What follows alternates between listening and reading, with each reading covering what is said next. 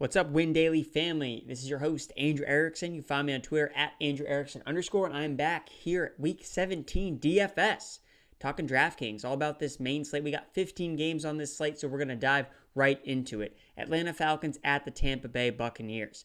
So this looks like a smash spot for the Atlanta Falcons passing game, but the Buccaneers have been a lot better on defense as of late. They shut down the Texans last week, and over the past 4 weeks, they've allowed the 5th fewest fantasy points to the quarterback position. In the last 2 weeks, they've allowed the 3rd fewest. So I'm not so sure this is such a smash spot for Matt Ryan per se, but I do really like Russell Gage. So Russell Gage, the last time they played the Buccaneers, actually saw the most usage in that Week 12 matchup. 10 targets, 8 receptions, and 76 receiving yards. Since the Calvin Ridley injury, Gage has operated as the clear number 2 wide receiver with the second most routes run, 6 targets in each game. He's getting some coach love too. With 3 rushing attempts in the last 2 weeks, the coaches are trying to find him ways to get him the ball. The coach love comes from Dirk Cutter, who said he's really impressed with Russell Gage, said he's winning his one-on-one matchups more than people might realize, and that was from December 23rd, 2019 from a Falcons beat reporter. So guys, find a way to get Russell Gage into your lineups as a cheap end wide receiver that you can kind of fit in at $4,400. He's a really easy guy to put in when you pay down at the receiver position. Looking at the Buccaneers, Jameis Winston is obviously priced up this week, but has a lot of upside considering he's going more likely pass for 5,000 yards this season. We saw him unable to connect with a few shots downfield with Godwins and Evans out of the lineup. However, if he connects on some of those, his stat line is much different than it was a week ago where he just scored 18 fantasy points, despite the fact that he still played an absolutely terrible game. So I still think you can go back to Jameis Winston in this game. These are 2 teams that are both playing for nothing in this spot, but they've been playing for nothing basically all season. So I don't expect them to really dial back, playing time for either sides, possibly Julio Jones. But again, that's why I like Russell Gage. So go back to Winston, go back to Russell Gage. And I do like combining Winston with a guy like Justin Watson, who's another guy that's coming in pretty cheap at $4,900, making it a pretty simple game to stack in this specific matchup. I also like Rashad Perryman, who's obviously a little bit more expensive, but he's averaging 7.25 targets per game, 4 touchdowns, and over 70 receiving yards in his last 4 games. O.J. Howard's also in a really good spot as well. He saw 7 targets last week, and despite the resurging Falcons defense, they've been vulnerable versus tight ends. Factoring out last week versus Jacksonville, the prior 3 weeks, tight ends have averaged 92 receiving yards against the Atlanta Falcons. The Falcons have allowed the 2nd most yards to tight ends, 4th most targets, 5th most receptions, and 2nd most red zone targets to the tight end position. So O.J. Howard is a guy that will bounce back in this spot. If you're looking to get off the Dallas Goddard mega chalk, which is going to be this week with Zach Ertz out, O.J. Howard is a nice guy that's actually a little bit cheaper than Goddard that you can use as an option. Obviously, Buccaneers defense could be a nice pivot off the Ravens defense at 3,100, and Falcons defense against O.J. Howard, and the whole Buccaneers offense with Jameis Winston. We all know he's approaching 30 touchdowns, 30 picks, so that's a pretty easy one right there. Going to the next game, Packers and Lions. I won't talk about every game, guys, just because there are a couple games where there's a lot of motivation. Make sure you check out the podcast to talk about motivations for individual teams. I just picked out some select games that I really like for particular plays. Green Bay at Detroit. It's Aaron Jones, guys. It's all about Aaron Jones this week, echoing it kind of across the DFS industry. It's not too tough of a take here. You just want to get him in your lineup. He is going to play without Jamal Williams. In the one game we saw him play without Jamal Williams this season, he scored 50 fantasy points. So that's pretty good. Devontae Adams is still that number 1 receiver. He's seen double-digit targets in 7 of his last 8 games. Adams has scored at least 3 games he's played versus Detroit in his last 3 games. Allen Lazard is a nice paydown option at the wide receiver position. He's only $4,000. He saw a season-high 9 targets last week, and he's clearly emerging as that number 3 option behind Adams and Aaron Jones. So, and number 2 receivers have done some pretty good damage against the Lions. They do have Darius Slay, who's a pretty good corner.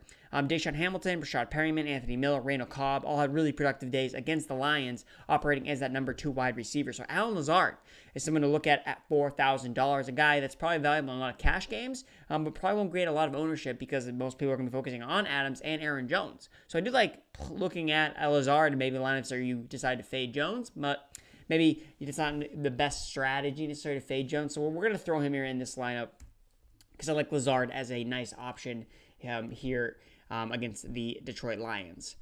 On the Lions side, it's really just about Kenny Golladay, but again, that's really it. It's pretty thin over on the Lions. Looking at the next game here, so Bengals and the Browns. I really, really like John Ross in this spot. If he's $4,500, he looks to be back to full playing time. I think this is a week to surely go back to him. Saw 13 targets total last week, led all players with 283 air yards, and his average depth of target is 21.8. For his price, with the upside he offers, he's someone you want to get heavy exposure to this week. He's not expensive at all. So I really like John Ross at his cheap price at $4,500. I think that he's a really easy guy to fit into a lot of lineups, and that's why I really think he's a good option here this week in Week 17. I'm not really going to go back too many Browns players in this spot. Again, Odell Beckham is questionable with an illness. Jarvis Landry, it's just, the Browns, this has been a disaster of a season. And if this is the week you're finally going to buy into him, I'm not so sure that I'm going to be chasing that. I would say Nick Chubb, the rushing title is on the line. So, for me, it's like, hey, the Browns get in, run the ball, and then they move on to 2020. So I could see Nick Chubb, maintaining a good rushing total because McCaffrey is a little bit on his tail in terms of the rushing title. Chubb should get it, but if Chubb just goes rushing for 0 yards, then there's a chance he could lose it to McCaffrey. So I do like Nick Chubb in some GPP spots. Chargers at the Chiefs. Kansas City's weakness is through the run defense. So Austin Eckler becomes a viable option here as well at the running back position. He's actually really close to receiving 1,000 receiving yards on the year, and the coaches have openly talked about, it would be special to get him to 1,000 receiving yards. So they're really looking at him as an option to really get Eckler involved in the passing game, which is what he's basically done all year. Hunter Henry at 4,500 is in a good spot as well. The Chiefs have allowed the most targets to the tight end position. He's a cash consideration. If for some reason, Dallas Goedert, again, is going to be the most chalkiest tight end. So if you want to try to fade him a little bit in GPPs, Hunter Henry is another option that you could use. It's also in a pretty good spot. Not to say Goddard is going to not play great, but, there's a chance that, what if Henry catches 3 touchdowns? Then that's something that is in his realm of outcomes. So you want to look at Hunter Henry as a potential pivot off of a Dallas Goedert heavy team. Now, looking at the Chiefs offense, I really like the Chiefs. They do have something to play for. They have the potential to get a number 2 seed, depending on what the Patriots do. If the Patriots lose and the Chiefs win, then the Chiefs can get that number 2 seed. The Chiefs defense, 3,700, he's really produced well at home. And it's been a basically house of horrors for Phillip Rivers. Mahomes has played pretty well now he's finally gotten all his weapons back. And Damian Williams, who's 4,700, is really underpriced, despite being the lead back in the Chiefs' backfield. Not so in love with paying up with Travis Kelce this week at 7,000. He's never really had a lot of great games against the Chargers in the past, and safety Derwin James is back in the lineup for the Los Angeles Chargers, so he's a fade for me. New Orleans Saints at the Carolina Panthers. Guys, it's Christian McCaffrey. I saw a tweet online about Christian McCaffrey. It was basically, imagine fading Christian McCaffrey week 17 when they have all these incentives to kind of have him break out this game, break a bunch of records, is like fading the Kobe Bryant retirement game. I love that tweet, and I think that it's super applicable here. It's just not worth fading McCaffrey. It's not. He is going to break records, and they've already talked about finding ways. The season right now is about McCaffrey. They've lost their season. They don't know what they're doing at quarterback position. It's everyone is basically all right, let's get Christian the ball. Let's get him the ball. Let's block. They got Chris Hogan out there. Chris Hogan is an excellent run blocker. That's why they got him out there. That's why he's out there to run block for Christian McCaffrey. So guys, go back to McCaffrey. Do not worry about, they're going to take him out. I don't think that's the case here. Play him. At worst, he's going to at least break 1,000 yards receiving. And, hey, if he's getting 6 or 7 targets in the passing game, he can do a lot of damage with that. So Christian McCaffrey is someone that you definitely want to go ahead with. And the Saints, depending on what the Packers are doing, they could pull back.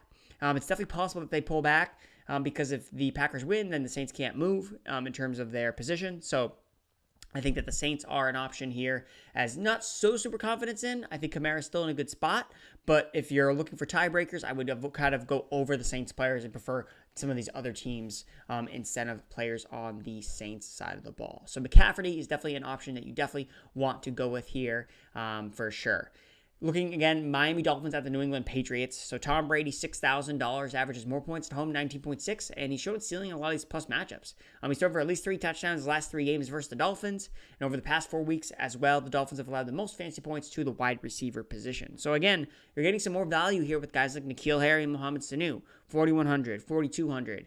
N'Keal Harry is potentially in line for a breakout performance against the Dolphins. We saw what they did with Antonio Brown when he was kind of the main feature against the Dolphins. They can build a game plan around N'Keal Harry to get him going for the playoffs. So I really like N'Keal Harry there at 4,200 against the Miami Dolphins. Sony Michel, again, he's been getting basically, red zone vultured by Bex Burkhead the last 2 weeks, but Michel's been getting the touches. He has over 88 rushing yards with 20 carries in each of the last 2 games, but has not found the end zone.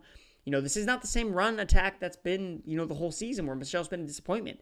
Landon Roberts is now playing fullback for the Patriots, and that has really created a resurgence in the ground attack. The Dolphins over the past 4 weeks have allowed the 4th most rushing attempts. So again, Sony Michel and Patriots defense is a really just kind of easy way to start off a nice GPP stack.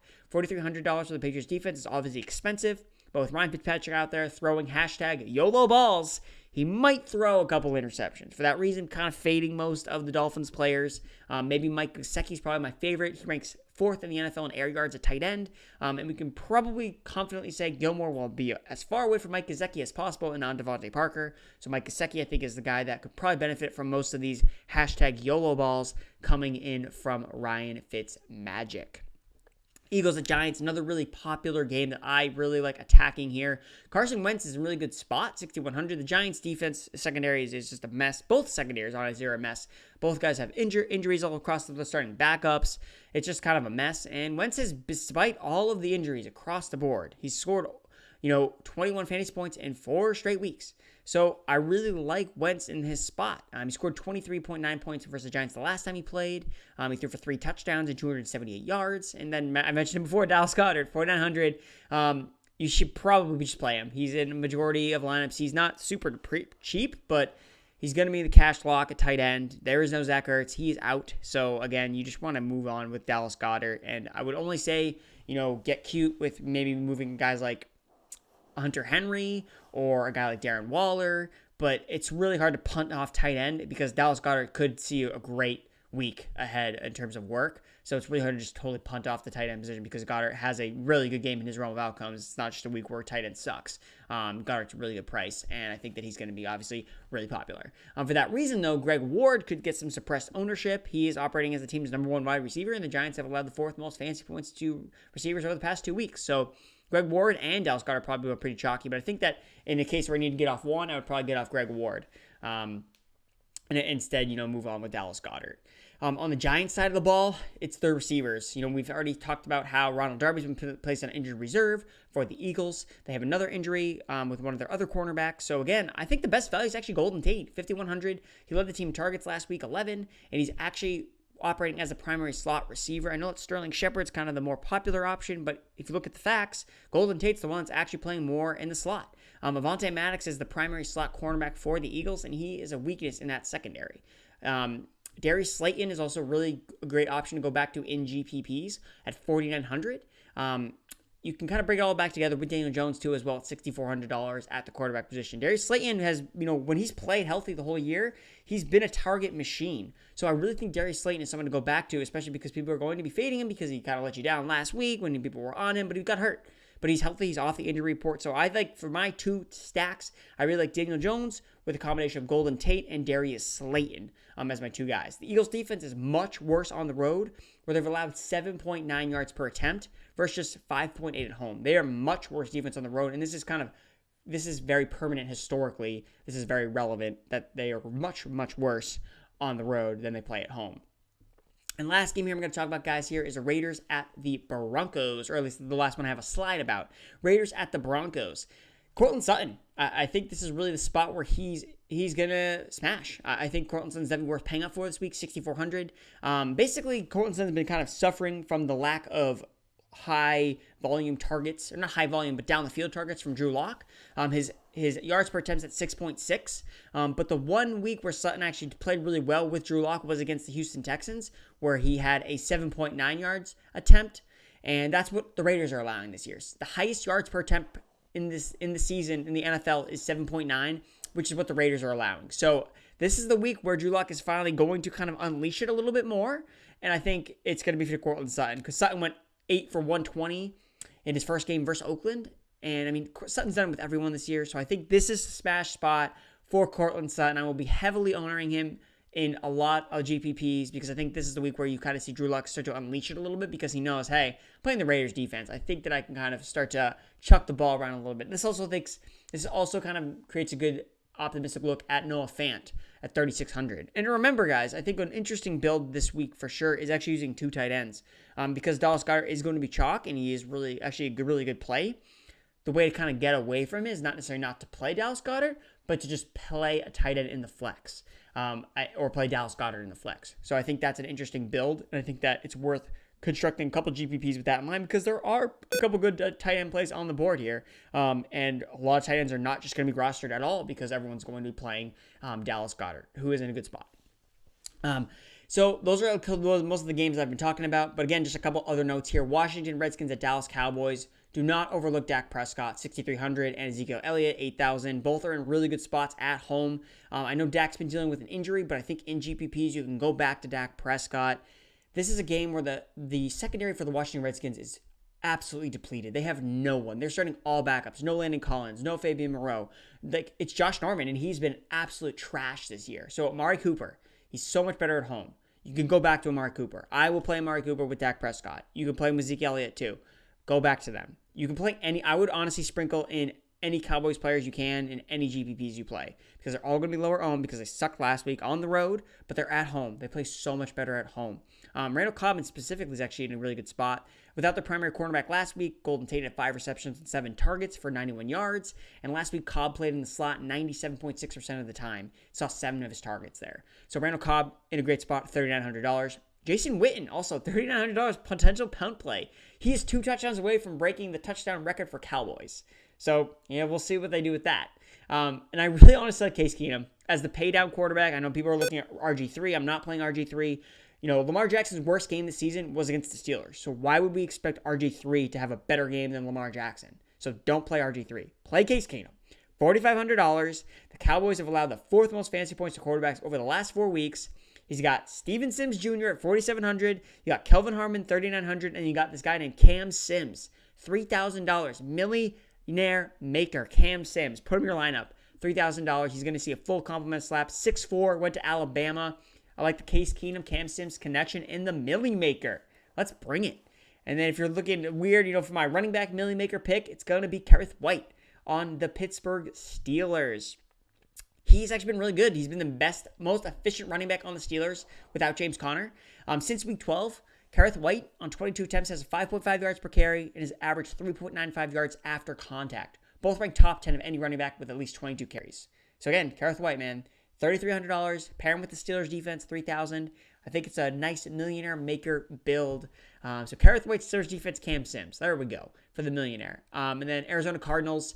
Rams are looking like they're going to rest starters, so it's kind of it's a fade for me. But you can look at the Arizona defense because of that reason. You can look at Christian Kirk, $4,700. There's no Jalen Ramsey, there's no Troy Hill, and Christian Kirk is in a good spot, $4,700, coming off a 0 last week, where people are going to be off of him. So play Christian Kirk. And Kenyon Drake has been basically the second best running back in the NFL of the last 2 weeks besides Saquon Barkley, $7,100. Not a lot of people are talking about him, and yet the Rams are going to be resting starters, and the Rams haven't been good against running backs lately. You look at what they've done, over the past 2 weeks. Drake has 25 touches, and the Rams have allowed the 6th most rushing yards over the past 6 weeks. So go back to Kenyon Drake at $7,100. So guys, that is my breakdown for the Week 17 slate. So as we kind of fill this lineup out here, we got a little bit more money to spend with, so I can probably get off a little bit of Lazard here. I can probably not have to necessarily play Justin Watson.